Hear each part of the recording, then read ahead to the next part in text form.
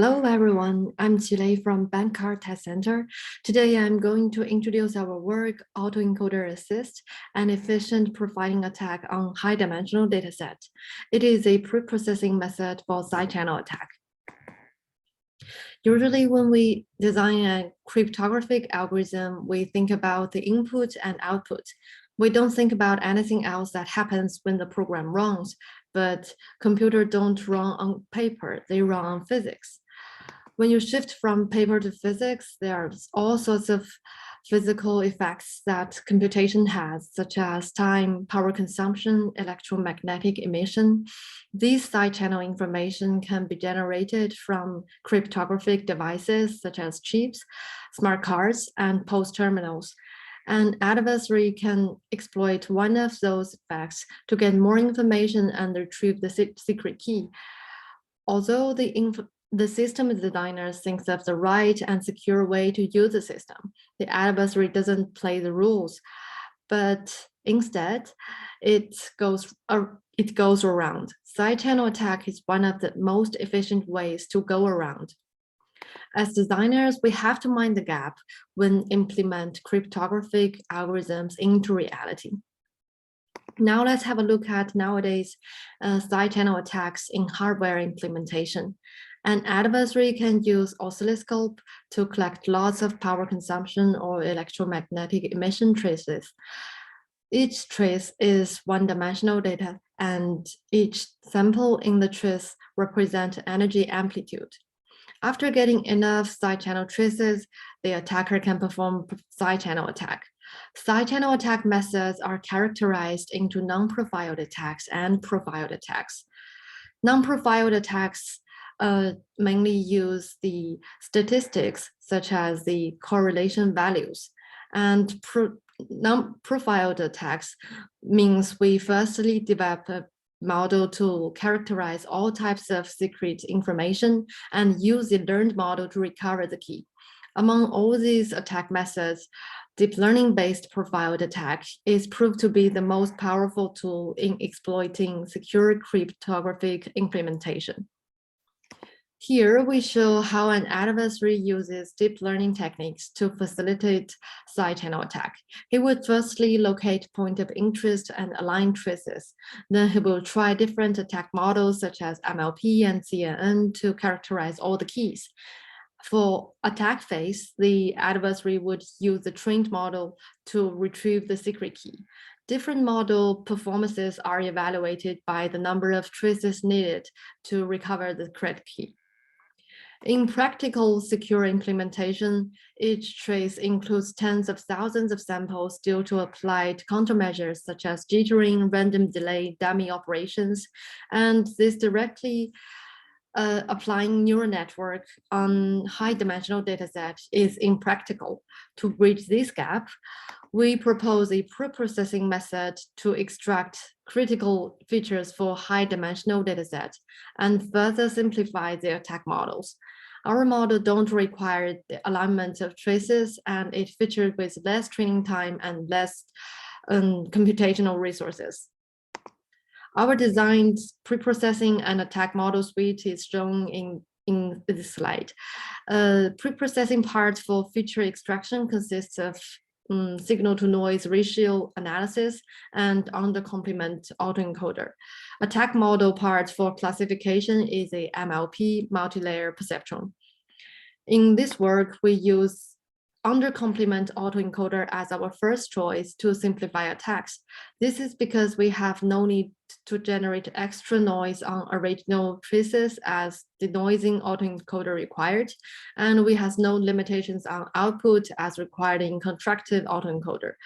Normally, autoencoder is designed to be symmetric, and we noticed that implementing denoising autoencoder needs to generate extra corrupted data for robust training.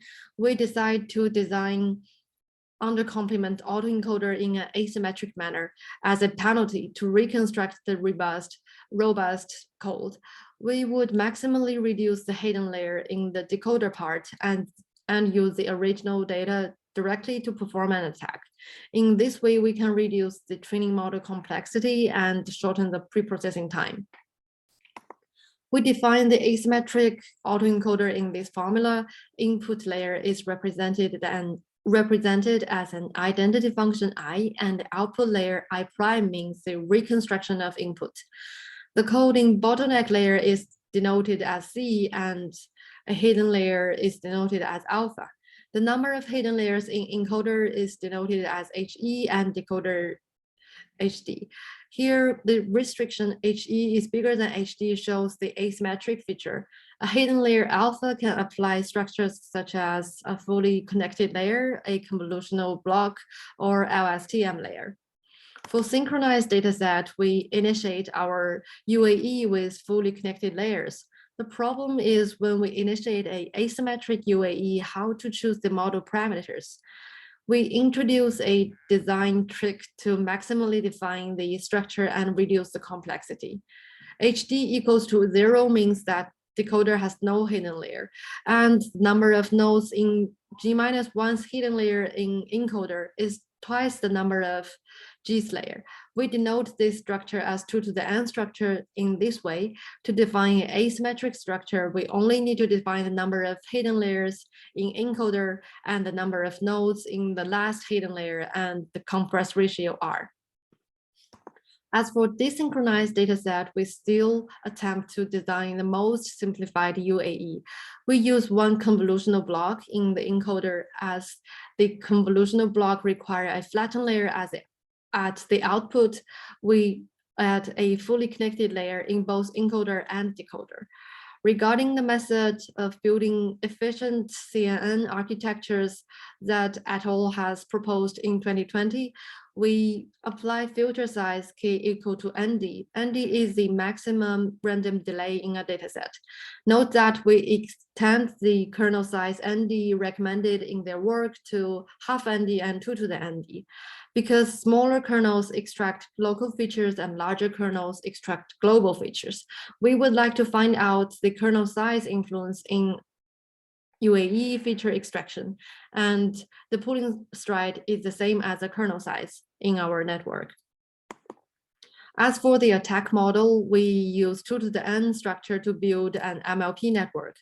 2 to the n structure in MLP is reverse to that in UAE because UAE try to compress a dataset, while in MLP, we design the next hidden layer has twice the number of nodes than the previous layer. We assume that there are H hidden layers, then an MLP under 2 to the n structure is configured by the number of hidden layers H and the number of neurons in the first layer. In our experiment, we use the benchmark dataset ASCAD. It provides the power traces produced by a masked AES implementation. For AES algorithm, SBox is the only non-linear part and the most important part. Each AES SBox consists of 8 bits, means that this is a classification problem with 2 to the 8 equals to 256 classes. We run training models on laptop equipped with 8 gigabytes of RAM and IG CPU. The commonly used ASCAD dataset is a low-dimensional dataset, contains 700 samples with a random delay of 0, 50, and 100 time samples. In our experiment, we use the raw ASCAD dataset that each trace is composed of 100,000 samples with the same random delay. Since the state-of-the-art attack models use the third SBox in ASCAD dataset as a target of evaluation, we also aim at the same SBox for model training and further comparison. We listed 5 types of SNR values. The value of the first, SNR1, is representing the unmasked SBox output. It is generally low in most SBoxes, implying that the first order leakage is weak in the tested traces. And in contrast, SNR2 and SNR4 represent masked SBox output and masked SBox output in linear parts separately have high correlation values that shows the real intermediates in AES traces. And for SNR3, it's a common mask constant, and it always leads to high SNR peaks at the same position. 16 S boxes. That means it's a misleading signal, and we considering the SNR 2 and 4 to try to find the middle point of the highest SNR peak and to trim an interval for further analysis. For SNR, we tried intervals varied from 1,000 to 5,000, and we use a naive UAE and MLP configuration to figure out which SNR interval would work well. In our experiment, SNR interval with 2,000, 3,000, and 4,000 time samples work well. They can find out the secret key, and SNR length with 3,000 requires the least traces. And based on this interval, we generated the synchronized dataset and desynchronized dataset. It is worth noticing that before autoencoder preprocessing, all the models we proposed and in previous models all failed. That means autoencoder kind of plays an important part to extract key features. For synchronized datasets, we use the grid search optimization to explore different autoencoder configurations, the hyperparameters and model parameters. And it's similar to the desynchronized dataset. In this slide, we show the left part is for the synchronized case. The best UAE structure is a UAE has one hidden layer with a 256 nodes. The guessing entropy converges to 1 within 200 traces, and the compress ratio is 40. According to our experiment result, we demonstrate that the number of hidden layers in encoder has little impact on reducing loss and guessing entropy. On the contrary, the number of nodes in each layer can have a significant influence on attack results. As for desynchronized dataset in random delay of 50 time samples, the best compress ratio is 20, and in encoder it has 8 filters, and filter size of 2 times n equals 100 requires the least number of traces. For a higher random delay dataset, ND equals to 100, it needs a filter size of 50 and 4 filters to find the correct key.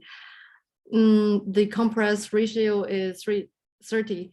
Based on our experiment on the 2 desynchronized datasets, we say that although half of ND is not always the best parameter for filter size, it's more general in datasets with different random delays. And besides, increasing the number of kernels can help provide more information about trace features. That means local features are kind of more important than the global features. Apart from parameter optimization, we also compare our model with state-of-the-art ones. Only our method can reveal the correct key on high-dimensional dataset, and the learning time is 3 times shorter than the state-of-the-art in synchronized dataset.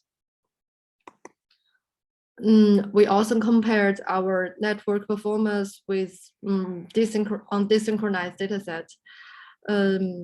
The complexity of our network in terms of trainable parameters is nearly 4 times more than the state-of-the-art model in random delay equals to 50.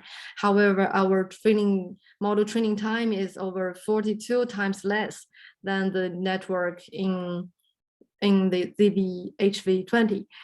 The guessing entropy reaches 1 within 170 traces in our MLP network, while the state-of-the-art model requires over 600 traces. And for random delay of 100 time samples, guessing entropy reaches 1 within the 1,000 and 150 traces in our MLP network, while other models cannot reveal the correct subkey within 2,000 traces. Although the trainable parameter of our network is 7 times more than that of the state-of-the-art network, the training time is 4.5 times shorter than the convolutional network. On random delay, ND equals to 50 and 100.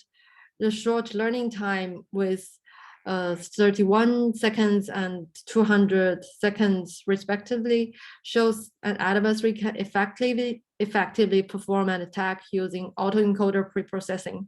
And this tool saves exploiting efforts in terms of time division by extracting key features from the original traces. Here are some takeaways from our work. We demonstrate that the UAE is a necessary component in our approach to exploit leakage information. UAE can be a powerful pre-processing tool for attackers, especially in practical scenarios with thousands of time samples. For model performance analysis, we not only consider the number of traces, but we also consider the setup cost and training time to let it more practical. And as we mentioned, the real world implementation always results in high dimensional data set, and finding point of interesting regarding different countermeasures is still challenging. So that's all for our work introduction. Feel free to ask questions, and I'm glad to answer all your questions. Thank you so much.